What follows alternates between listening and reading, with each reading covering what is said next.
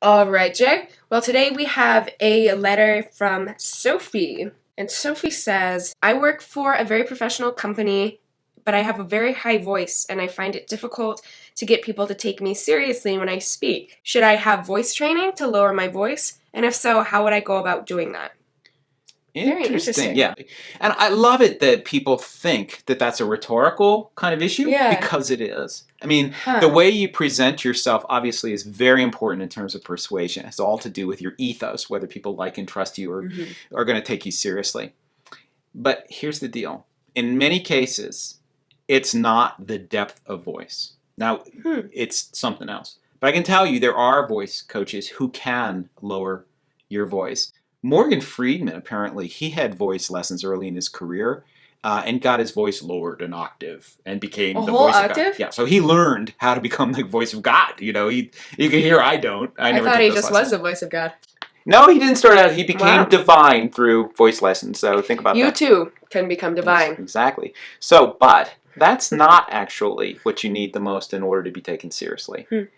What research shows pretty clearly is that speaking in a relative monotone is more important than the level of tone.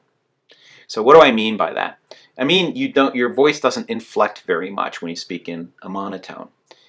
I tend to speak like this when I get excited. My voice goes up and down, and it makes me less trustworthy. Mine too. Yeah, and so it's much more common in women. And this may be, Sophie, this may be the problem that you're experiencing. Your voice may be high to begin with. That is a little bit of a problem. More important, I'm guessing your voice soars like a bird, and you may be treated like a bird as a result.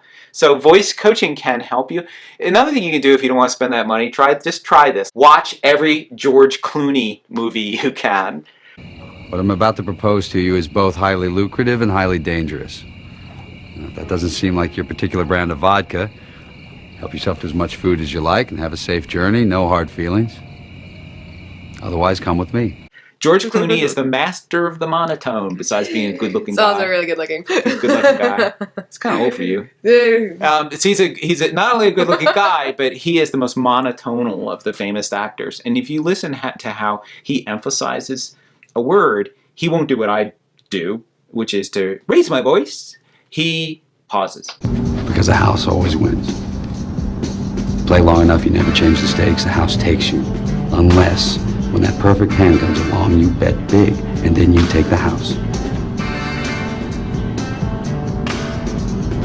Been practicing my speech, haven't you? A little bit. Did I rush it? Felt like I rushed. That was good. I liked it. Now, you can hear I'm making my voice drop at the end of a sentence. That's very important, too. Women, more than men, tend to do rising inflection, which also makes it so you sound less certain. Yeah. So think about that. Monotone, dropping your voice at the end of every sentence. Get back to us and see how that works for you. And consider voice lessons. Lowering your voice is not a bad idea either. Try first the monotone thing. All right. Thank you, Sophie. Thank you for arguing. We'll be with you in a week or so. And if you have any questions or concerns in the meantime, you can go ahead and leave us a comment right downstairs on this page, or you can go straight on over to ArgueLab.com. Bye.